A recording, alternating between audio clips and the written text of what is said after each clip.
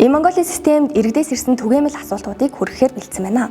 25 болон 45 насны иргэний өмнөлгөө захиалгатай заавал өөрийн биеэр очих шаардлагатай юу гэсэн маань тэглгүй яхав. Та 25 болон 45 насны иргэний өмнөлгөө захиалга, сонголт, өөрчлөлт хийлгэж байгаа бол өөрийн харьяа дүүрэг, аймгийн иргэний бүртгэлийн газар за харьяа аргалзахгүй нийслэлийн үйлчлэгээний нэгдсэн төвд өөрийн биеэр очиж хурууныг хийгээд таниулж захиалах шаардлагатай. Учир нь таны зургийг дахин шин захиалж байгаа үнэлэхтэр нь гаргадаг.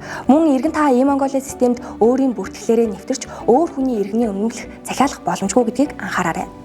Миний мэдээлэл шинжлэгдээгүй байна, зээлийн мэдээллүүд маань зөрүүтэй байна гэсэн асуултууд их ирж байгаа. Энэ тал дээр их юм бол Монголиа маань ямарваа нэгэн байдлаар таны мэдээллийг шивэх, эсвэл ямарваа нэгэн байдлаар таны мэдээллийг хадгалдаггүй, зөвхөн таны мэдээллийг хур буюу төрийн мэдээлэл солилцооны системийг ашиглан нөгөө байгууллагаас дамжуулан танд харуулдаг билээ. Тийм учраас та бүхэн ямарваа нэгэн байдлаар мэдээлэл зөрүүтэй юм уу, ямарваа нэгэн алдаатай байх юм бол хариуцагч байгууллагууд руу хандан засуулах, мөн шалгуулах боломжтой юм.